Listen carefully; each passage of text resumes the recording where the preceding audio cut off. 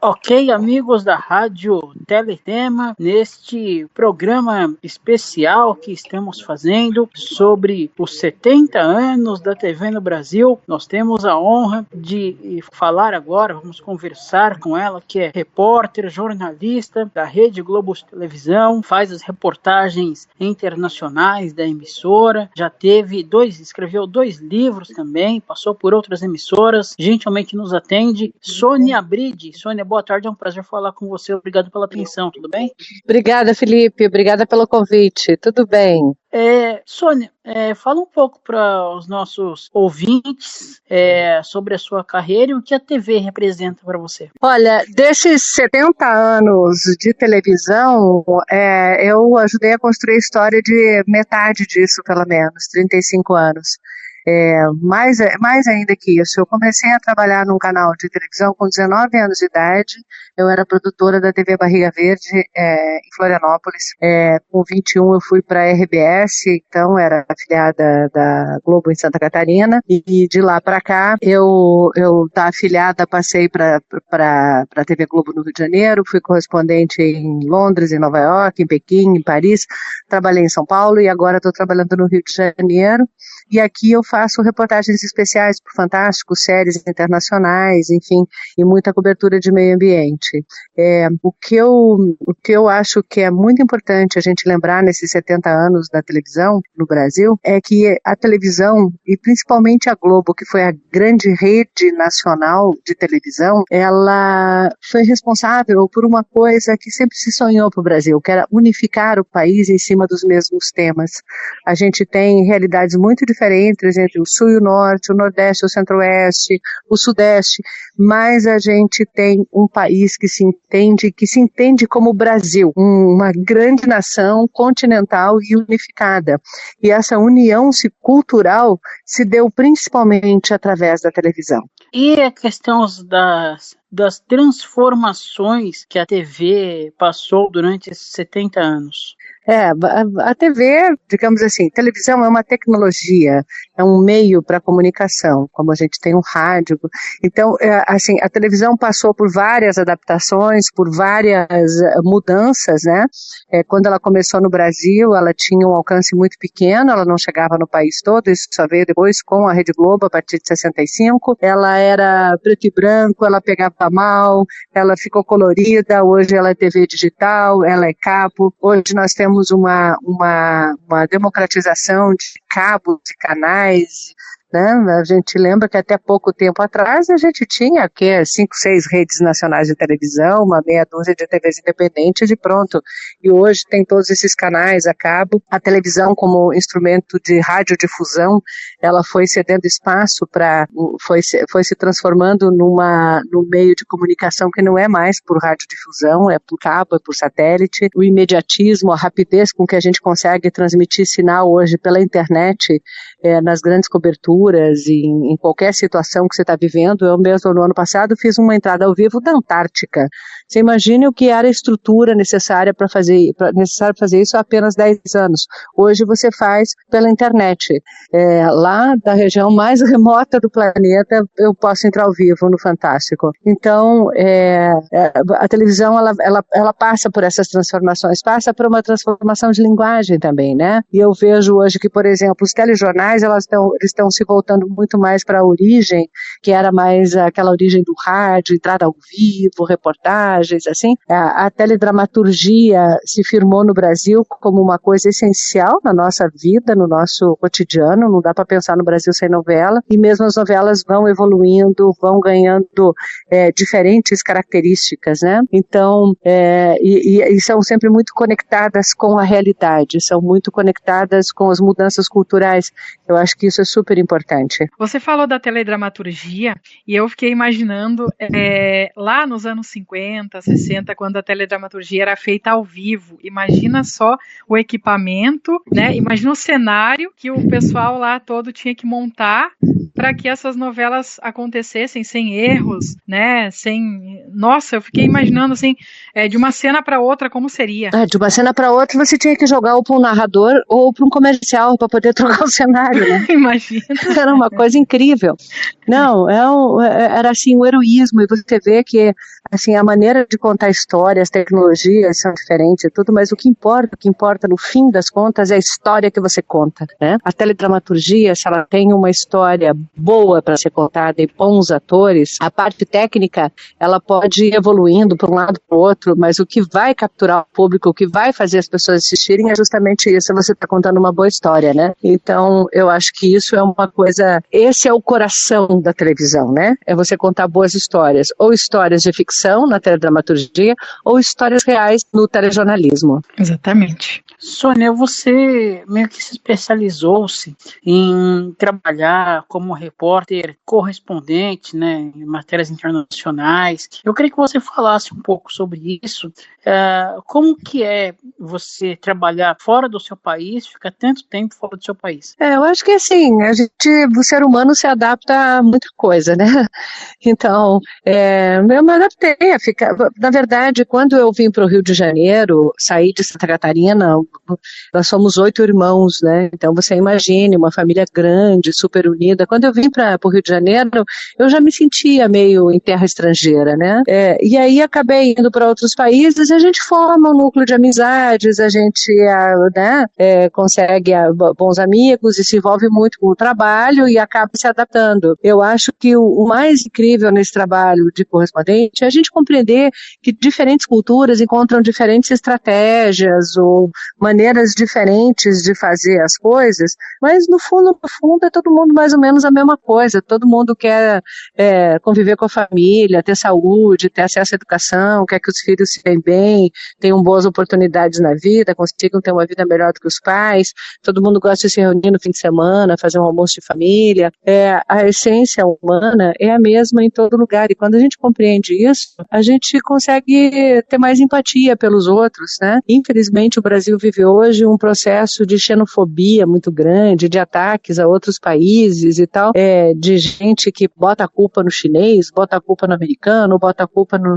O mundo é muito interligado, o mundo é uma bola só, e é uma bola, não é um prato, como os terraplanistas querem dizer que é. O mundo é muito interligado e é bom que seja assim, porque nós todos somos pessoas, nós todos somos seres humanos. E eu acho que a gente respeita as fronteiras, a gente respeita a cultura de cada um, as individualidades, as características de cada povo, mas a gente tem que compreender que nós somos todos parte de uma coisa maior que é a espécie humana. E nesse período todo que você trabalhou como correspondente, agora trabalha no Fantástico, você já teve alguma situação assim difícil em algum país que você trabalhou assim que foi difícil de se resolver?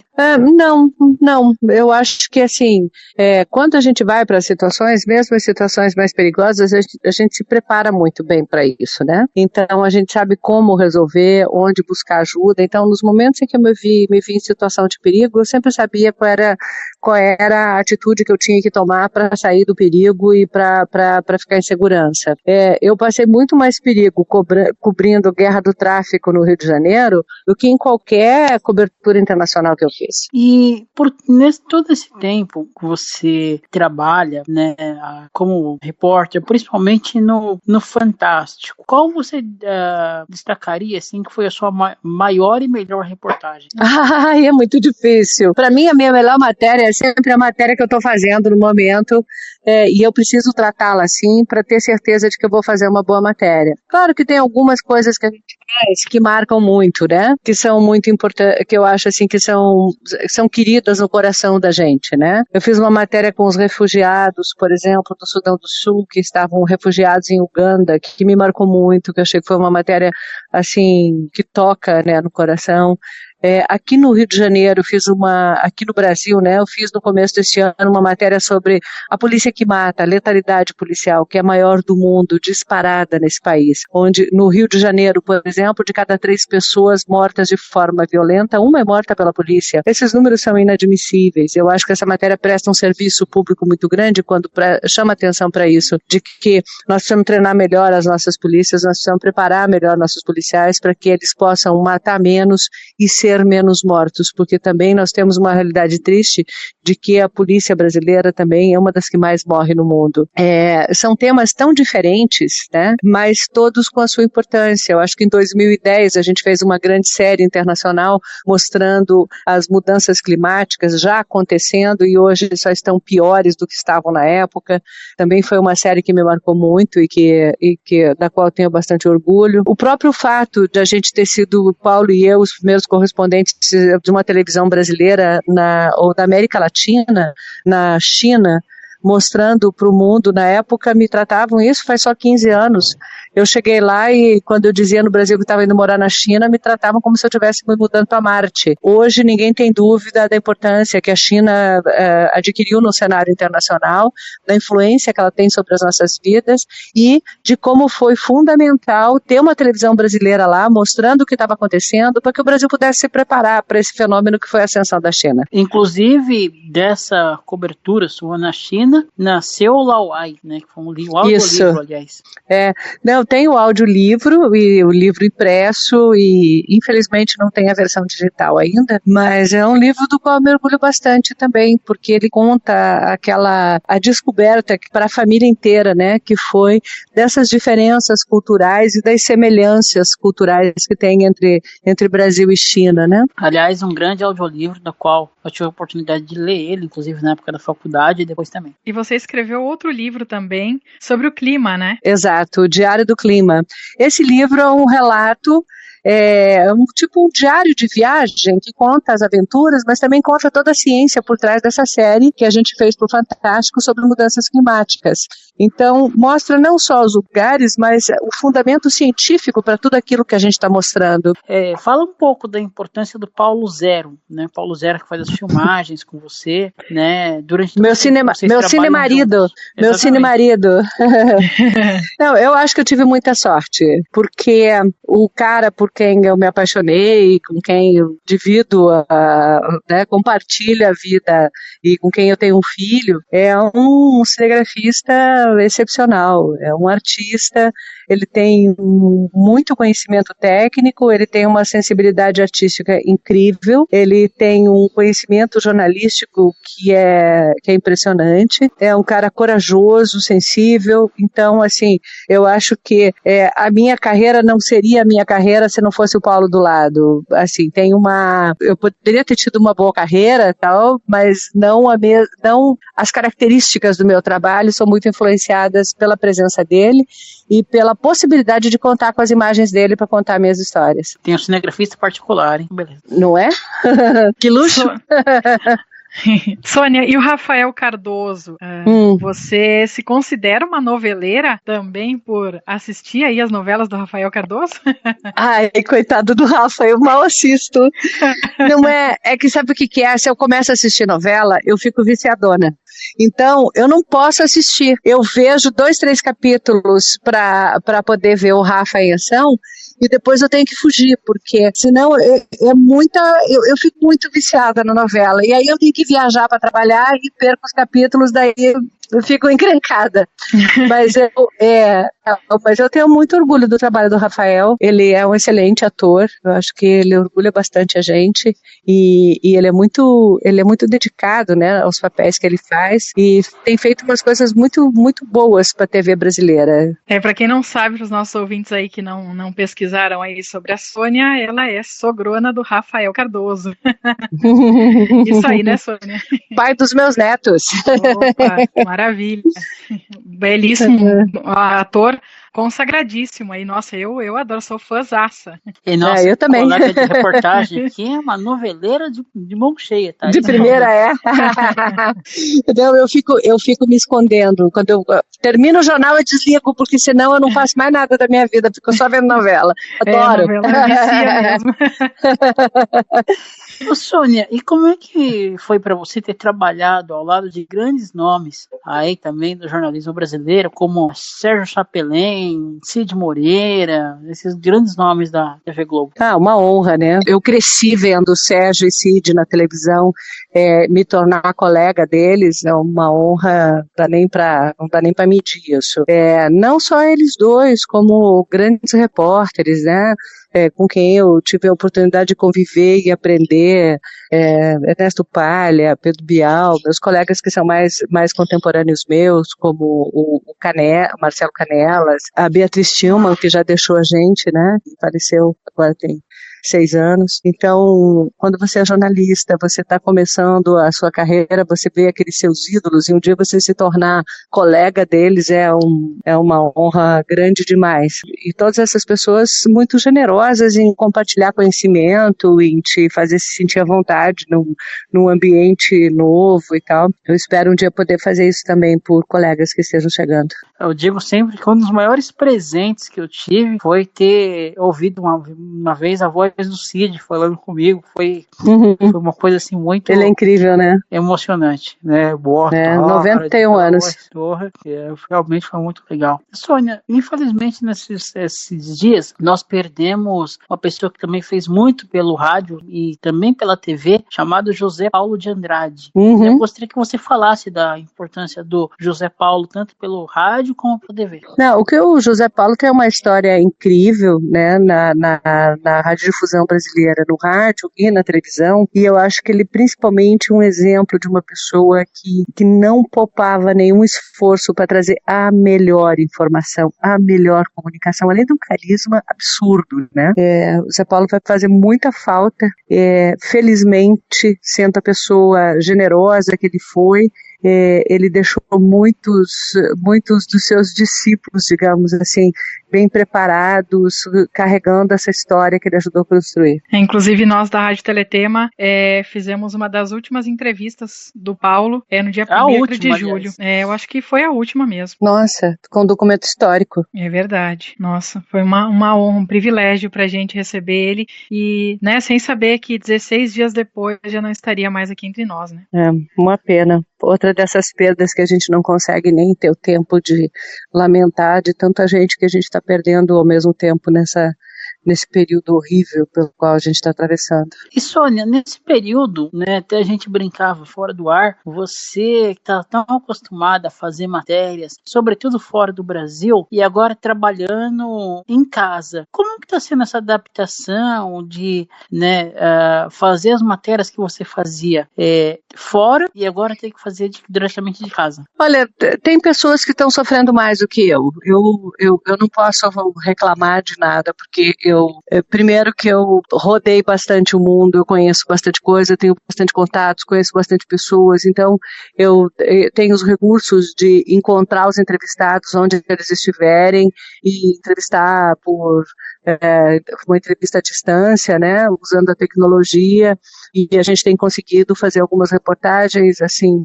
que ajudam as pessoas a compreender o momento que a gente está vivendo, enfim. E para você ter uma ideia, eu fiz 2 matérias especiais sobre assuntos diferentes, inclusive da Covid, durante esse período e sem sair de casa. Agora tem uma outra coisa também, eu sou uma pessoa que tenta viver o momento. Eu sempre fui assim, eu não gosto de chorar leite derramado e nem ficar pensando o que poderia ser não sei o quê. Eu lido com a realidade do jeito que ela é. E a realidade que nós temos hoje é essa. A única coisa sensível e sensata a fazer é trabalhar à distância. Então vamos fazer isso, vamos botar toda a energia nisso, tentar levar a melhor informação possível para as pessoas nesse momento em que a informação é tão necessária, e pronto, e quando der para a gente viajar de novo, quando der para entrevistar pessoalmente, nós vamos entrevistar pessoalmente de novo. Então tem uma coisa que é uma expressão em inglês, né, que as pessoas usam muito, que diz assim, it is what it is.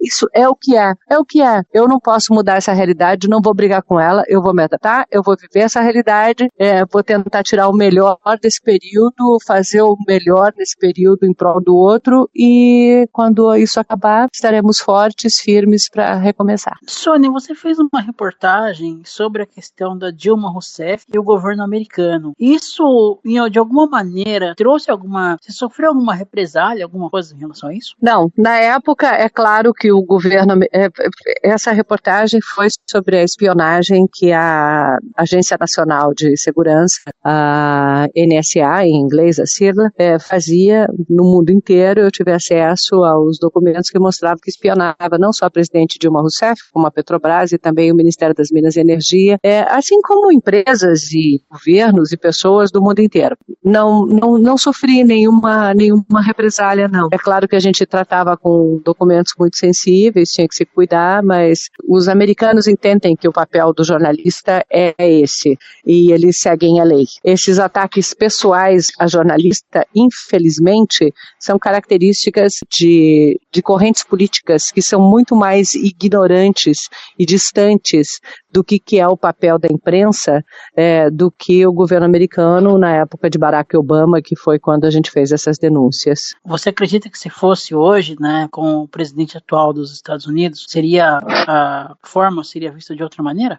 Olha, há razões para pensar que sim, porque a repressão ao jornalismo profissional nos Estados Unidos cresceu muito nesse período sob Donald Trump. E hoje, como que você vê a questão do futuro da televisão brasileira, até mesmo com as questões de TVs web, né? Qual que você acha que vai ser o futuro da TV no Brasil? Olha, eu acho que, no mundo inteiro, as TVs abertas, elas têm mudado algumas características, né? As pessoas vão ver seriados, essas coisas nas TV por demanda, e a própria TV Globo tem seu canal por demanda, a Globoplay, que está crescendo muito, um canal que está crescendo assim, vertiginosamente aqui no Brasil. As pessoas estão se acostumando com isso de ver por demanda, mas tem algumas coisas que as pessoas querem ver no momento que está acontecendo e querem ter uma sensação de estar participando de um momento junto com os outros, junto com a espécie humana, ou junto com os seus compatriotas do país inteiro. Isso vale para transmissão de jogos ao vivo, Olimpíadas, isso vale para uma corrida de Fórmula 1, isso vale para o telejornalismo, isso vale para as grandes coberturas, os grandes eventos. Isso, a TV aberta é insubstituível. Ela ainda é o meio de comunicação que mais alcança as pessoas, ele ainda é o meio de comunicação mais democrático que tem, é de graça, é aberto e é de boa qualidade. E eu acho também que é o seguinte, a gente vê as coisas irem se modificando, né? Muita gente dizia quando chegou a televisão que seria o fim do rádio, não foi. Depois, quando chegou a TV a cabo, seria o fim da TV aberta, não é. TV por demanda é o fim da TV aberta, não é. A gente apenas tem mais meios de comunicação e o que importa de verdade, é o conteúdo que você comunica e não onde você vai comunicar. Então, as próprias empresas vão se diversificando, vão investindo mais aqui, mais ali. Não esqueça que o Grupo Globo começou com jornal, depois rádio, depois televisão, hoje TV por demanda, TV a cabo, editora. Então, assim, as empresas vão indo e vão se adaptando, né? Mas eu não acredito que eu vou viver para ver o fim da TV aberta, não. Qual foi o seu maior aprendizado com o Dr. Roberto Marinho? Que a gente nunca tá velho para recomeçar. Ele montou a TV Globo com 65 anos de idade. Às vezes, quando eu penso assim, nossa, eu tô ficando velha para esse trabalho, eu tenho 56. Então, só daqui a 9 anos eu terei a idade que Roberto Marinho tinha quando ele fundou a TV Globo, que foi fundamental para a construção da identidade desse país. Então, acho que a grande lição que ele deixa, assim, é que nunca é tarde para você ser criativo, para você aprender, para você ousar e para você fazer as coisas. Além da TV Globo, você também trabalhou em outras emissoras. Quais as principais diferenças que você analisa, mesmo sendo uma emissora de canal aberto? Na verdade, assim, a minha experiência em outras emissoras não me possibilita responder essa pergunta específica. Eu trabalhei na época na TV Barriga Verde, de Santa Catarina, que era uma TV independente que não tinha rede. E depois eu trabalhei durante 6 meses na TV Cultura, que era do Grupo Bandeirantes, mas eu era redatora principalmente da rádio que tinha. Então eu não tive uma experiência de reportagem, de convivência todo dia no jornalismo com outras TVs abertas, com outras redes de televisão. Eu estou na TV Globo já há 35 anos, eu fui para lá com 21 anos. Então essas minhas experiências foram antes dos 21 anos de idade, em que eu era assim muito imatura, muito principiante, né? E lá em afiliadas e tal, que não tinha um espaço assim para eu poder, eu não tive a vivência necessária para poder fazer essa comparação hoje. Daqui a pouco você faz as bodas de ouro, e quero ver você fazer as bodas de ouro, né, Globo? Se eu aguentar mais 15 anos... Aguenta, se Deus quiser. Antes da gente começar aqui, a gente falava sobre pessoas com deficiência nos meios de comunicação. Além do pessoal que trabalha aqui no Brasil, quando você trabalhava fora, você chegou a ver muitos jornalistas deficientes nos meios de comunicação fora do Brasil, além dos que tem aqui? Eu frequentava pouco as redações dos meios de comunicação onde eu trabalhava, né? Mas, sim, eu tive a oportunidade de conhecer algumas pessoas com deficiência trabalhando em meios de comunicação. Até pela dificuldade que assim, as reportagens às vezes são em lugares distantes, remotos, difícil acesso e tal. Nesse tipo de reportagem é mais difícil você encontrar colegas que sejam portadores de deficiência. Mas nas redações a gente tem visto cada vez mais, e na reportagem urbana também, né? Mesmo aqui no Fantástico nós temos uma colega que é cadeirante e isso não impede nada na qualidade do trabalho que ela faz e no acesso que ela tem às pessoas, às vezes o acesso físico, e essa pandemia tá provando isso, né? O acesso físico não é a coisa mais importante no acesso, é você saber fazer uma entrevista, seja por Skype, por Zoom, por Teams, seja do jeito que for, você poder entrevistar uma pessoa, saber entrevistar. Então, eu acho que isso também está sendo uma grande lição para as empresas abrirem mais espaço para pessoas que têm alguma dificuldade de locomoção e têm alguma dificuldade de acesso por causa de uma limitação física, né? Aliás, você citou o Zoom, o Meet, né, esses aplicativos. Você acha que a tendência daqui para frente, as entrevistas também serem, vamos dizer, na sua maioria por aplicativos? Eu não diria na sua maioria, mas eu já vinha ocupando um espaço importante, né? Eu acho que a pandemia está obrigando as empresas de tecnologia a melhorarem essa tecnologia para facilitar isso, né? E eu acho que isso vai se tornar uma presença mais constante no jornalismo, mas também vai se tornar uma presença mais constante nas empresas, onde as pessoas vão fazer essas reuniões presenciais, essas viagens de trabalho, sair do Rio para São Paulo para fazer uma reunião e voltar. Acho que isso acabou. E não acho ruim, não. Eu acho que ganha tempo, você gasta menos combustível aéreo, você ganha produtividade, né? A gente vai... Eu acho que o novo normal não vai ser igual como era antes, mas a transformação também não vai ser tão radical quanto alguns estão dizendo. Eu acho que a gente vai ter um pouco de tudo. E as lives, que agora aproximam mais, vamos dizer, o telespectador ou o ouvinte da pessoa, do jornalista? Eu acho que as lives também têm espaço. A questão é quantas lives você dá conta de fazer. Se você, por exemplo, eu posso gastar de uma live o tempo que eu estaria no trânsito indo para Globo. Agora, voltando a trabalho presencial, voltando a viajar, entrevistar, eu vou ter menos tempo para fazer isso. Mas talvez, eventualmente, isso seja mais natural fazer uma aqui e outra ali, entendeu? Eu acho que vai ser mais ou menos isso que vai acontecer. Acho que por causa da pandemia, a gente está gastando em lives, em conversas, em qualidade, o tempo que a gente estava gastando antes no trânsito, em deslocamento, em viagem. Muitas matérias que eu fazia, eu ia a Belém, por exemplo, ou para o interior do Pará. Vai para o interior do Pará, você leva um dia inteiro viajando. Você viaja um dia inteiro, grava um dia inteiro e volta um dia inteiro. Então, se eu consigo fazer uma coisa à distância, são 2 dias que eu estou economizando no meu trabalho. E esse tempo eu posso usar para outras coisas, como a live, por exemplo. Só que quando a gente voltar ao ritmo de antes, acho que não vai sobrar tanto tempo assim pra gente.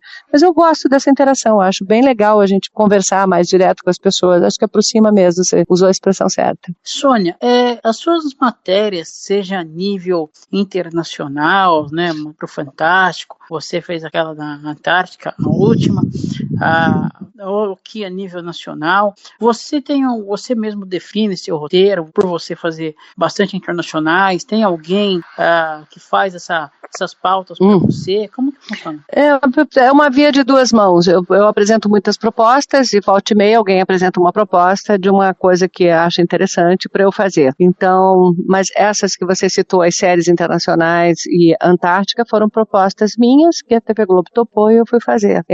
Com esse tempo todo que eu tenho na na televisão e cobrindo questões de meio ambiente, eu recebo muita notícia, né? As fontes me procuram, me propõem matérias e eu sempre que posso, né? Sempre que a Globo concorda, eu vou e faço as matérias. Então, eu faço as propostas, às vezes eu sei de uma coisa aqui, de outra ali, faço uma ligação entre uma coisa e outra e boto no ar uma série. Então, eu sou bastante propositiva, a maioria das matérias que eu faço são matérias cuja iniciativa parte de mim, né? Mas, por exemplo, no domingo passado eu fiz uma matéria sobre o controle de armas, a proposta tinha sido de um colega nosso, que não é repórter, e aí veio parar na minha mão o assunto e eu fiz a reportagem, que eu acho que é bastante relevante. Então, a questão de você de trabalhar com livros escritos por outros colegas e você transformar em audiolivros, se você já pensou isso, pensando, né, que você já teve experiência com o Lauai. Eu pensei muito já em fazer o audiolivro do Diário do Clima, que não tem o audiolivro, né? E por que eu fazer o audiolivro desse? Porque são narrativas em primeira pessoa, eu acho que não faz sentido outra pessoa fazer, né? Eu acho que até por uma questão de tempo e tudo, mas hoje, com a tecnologia mais disponível, né, eu posso até fazer de casa, com qualidade profissional, uma narração de um livro, né, a leitura de um livro. É uma ideia. Seria magnífico. Pode fazer do Diário do Clima, que nós vamos estar aqui para ouvi-lo com muita atenção, aliás. Com certeza. Isso aí, então, agradecemos a Sônia Bride pelo bate-papo, por essa entrevista maravilhosa, por contar aí as suas experiências internacionais também, né? Aqui na programação especial dos 70 anos da televisão no Brasil, na Rádio Teletema. Sônia, suas considerações finais, uma mensagem que você queira deixar para os nossos ouvintes aí, também sobre a TV. O que eu queria dizer para as pessoas é que tudo passa, tudo um dia acaba. Os piores regimes políticos que a gente viu no mundo, de opressão, as guerras, as revoltas, os ataques terroristas, tudo um dia acaba. Essa pandemia vai acabar. Então, quem puder, se mantenha em casa, mantenha o distanciamento social, pense no outro, pense que se você é jovem e se você pegar, você provavelmente não vai ter sintomas graves, mas pense que se você passar isso para outra pessoa, essa pessoa pode ter sintomas graves e pode morrer. Então, salve uma vida ficando em casa, usando máscara, mantendo o distanciamento social, saia só quando for necessário, para onde for necessário. Seja solidário. Nunca foi tão simples ser solidário e ajudar a salvar vidas. Fique sossegado. Tenha consciência de que cada passo seu desnecessário lá fora é mais um risco que as pessoas estão correndo. É isso. Um abraço para vocês e tudo de bom. Um abraço, Sônia. Muito Sônia, obrigada pela atenção. Obrigada, Felipe, também aí, por participar aqui da nossa programação especial dos 70 anos da TV no Brasil, na sua rádio Teletema.